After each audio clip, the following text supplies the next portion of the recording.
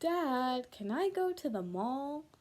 The kid asks his dad, and the dad is like, "How about later?" 2 seconds later, the kid's like, "How about now?" And the dad is like, "Go do something else. I'll take you later." So the kid sits down, and then, like, 2 minutes later, he's like, "You know what would be nice, Dad? How about you take me to the mall?" And the dad's like, "Oh my gosh, I'm not gonna get any peace." So he's like, "Fine." And the kid's like, "Yay! Awesome! I love the mall." So in this example, the from the kid's perspective, the behavior is whining, and the consequence is that he gets to go to the mall. So to figure out what kind of operative conditioning this is, we have to ask ourselves two questions. Firstly, is the kid likely to do this behavior again? If it's yes, that's reinforcement. If it's no, then that's punishment. In this case, it's reinforcement. And the second question is, okay, did something get added or taken away? And when we're asking that, we're talking about the consequence here. So the consequence in this situation, the result of the behavior, was that the kid got to go to the mall. A trip to the mall is the consequence, and that is something being added, which is why it's positive. So, from the kid's perspective, this action of whining is positively reinforcing. From the dad's perspective, the action is taking the kid, giving into the whining, and the consequence of that might be a little hard, but it's actually that um, there's no more nagging, and yeah, the kid stops like whining and asking over and over again. So the first question would be, is the dad likely to do that again? Um, yes, because it was like the kid stopped whining, so it's reinforcing for him to be taking the kid. And um, did something get added or did something get taken away? For the that would tell us if it's positive or negative. And we are talking about the consequence in this case.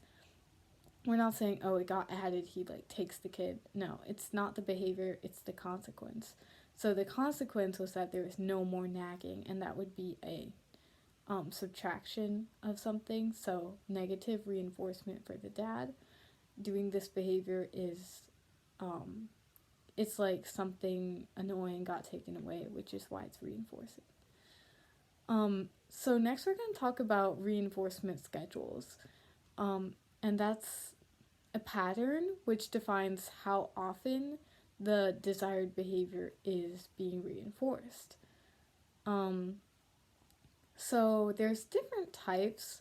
There's like two main types, and then one of them has like subcategories. So the first type is continuous reinforcement, which means every single time the behavior is done, the reward is like given. So, for example, with the Skinner box, you have the pigeon in there. Every single time it pecks at the red button, you give it food. Every time. So, this helps the pigeon learn very quickly to peck the red button. Um, so, yes, the positive on the continuous reinforcement is that it helps a person or animal learn the behavior super fast. The negative is that it also helps them to forget it super fast if you stop giving them the reward. So they call that the extinction.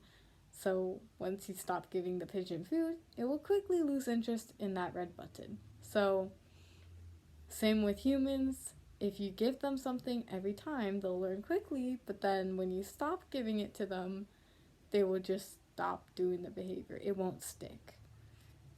The next type is called partial intermittent reinforcement. And this means that instead of every time, you only reward the behavior some of the time. And this allows for longer retention or less extinction of the behavior. So it will stick better, but it does take longer to learn. So slower acquisition, but also slower extinction. So if you want the behavior to stick, partial intermittent is the way to go. So for example, the pigeon, you only give it food some of the time when it pecks the red button. And in this case, it might take it longer to figure out that the red button gets food, but it might end up pecking the button like thousands of times before losing interest, because there's always hope that maybe the next time it presses it, there will be food.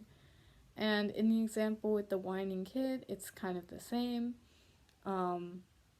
He had to ask a few times, but then eventually it worked. So it's kind of like addicting.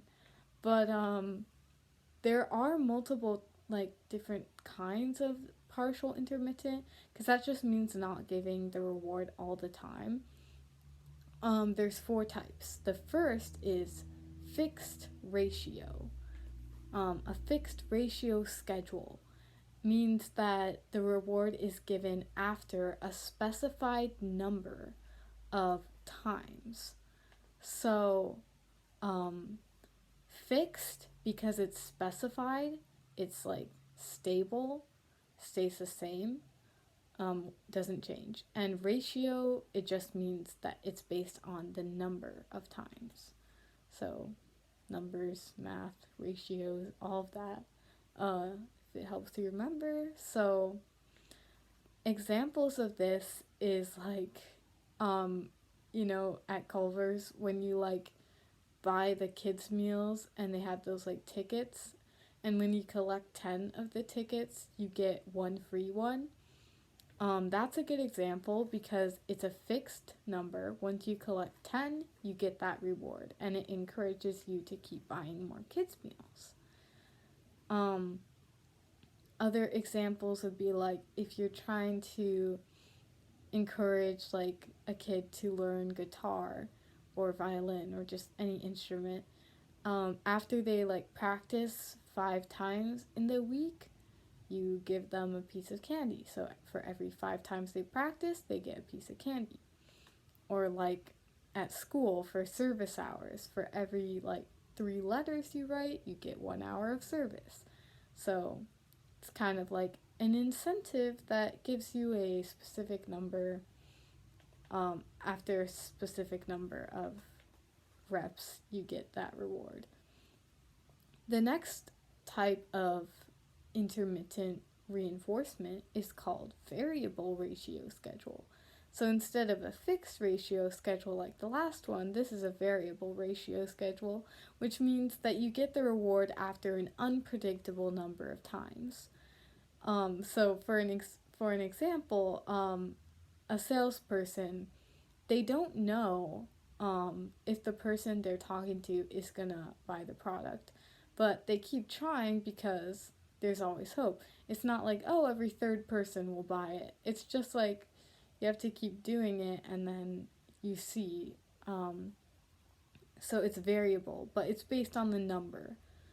It's based on the number. So like another example is like playing the slot machine. That's why it's so addicting, because you never know like if you could win, or anything like that, like the claw, the lottery.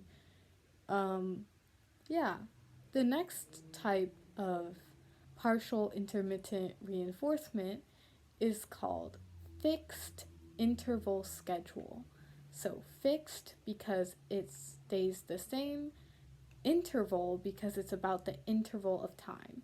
So in this one, after a specified amount of time, you get the reward. So an example is if a kid gets like an allowance every week, after a fixed amount of time, they get that reward.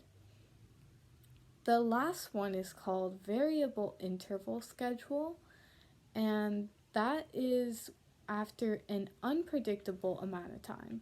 So variable interval as opposed to fixed interval.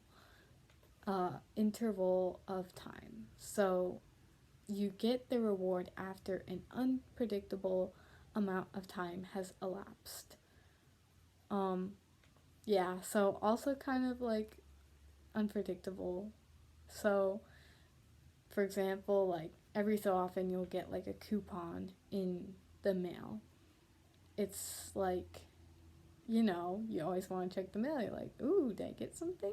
You know, every so often you'll get something that you want, a coupon or something. Next, there is the primary reinforcer.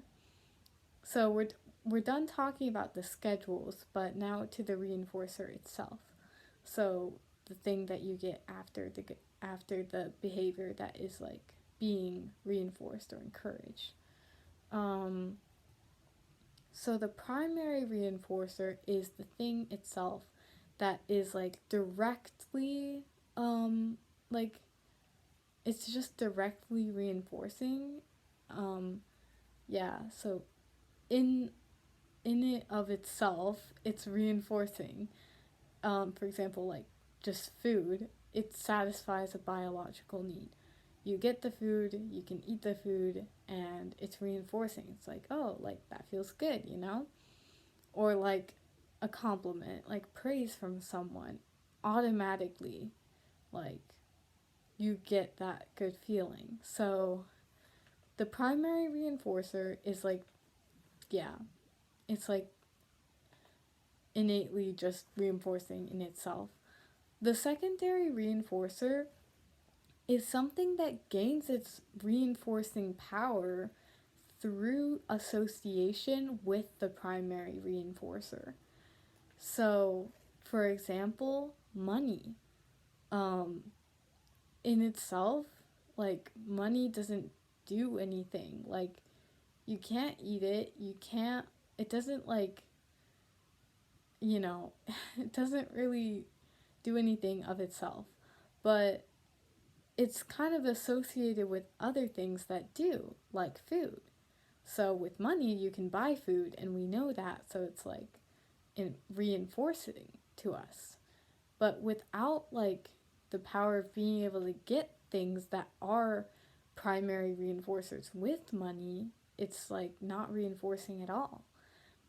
And they did like an experiment. Actually, people in like a room that has um, aromas of food are less generous with their money. So that's because money is like associated with being able to get food. Um, yeah, other like in the Skinner box, sometimes a light would turn on whenever the food came, and then the rats would like try and get the light to turn on, because the light is associated with the food.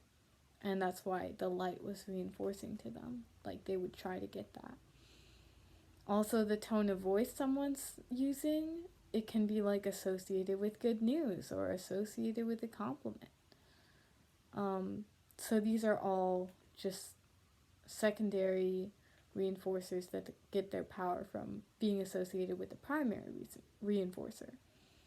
Next is the idea of delayed reinforcement. So what happens if we have a rat in a Skinner box and we don't give it the food until like 30 seconds after it presses the bar? Well, for rats, this does not work out very well. They don't learn if you give them the reinforcement delayed.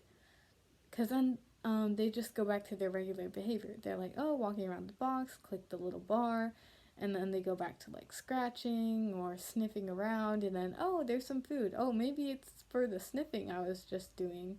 So then they're like reinforced for something else. They're not like smart enough to realize that it was for pushing the bar, and who can blame them? Because if they're not getting it right away, it doesn't really make sense that it would be for the bar, because like why would it be? Um, so yeah, it doesn't really work with animals, but for humans, we actually do work with delayed reinforcement. Like For example, getting a paycheck at the end of the week, studying really hard for a test, getting a trophy for a sports championship. These are all things that require us to delay the gratification. And I'm I'm pretty sure you've heard of like that experiment where like the kids and like the marshmallows, so like the kids who are willing to wait for a bigger treat tomorrow or later time, were more like successful than the kids who were like, no, I just want it now, smaller thing. So um, yeah, it's an important skill because a lot of times like the easier way is not as good long term. So we need to be able to like delay reinforcement.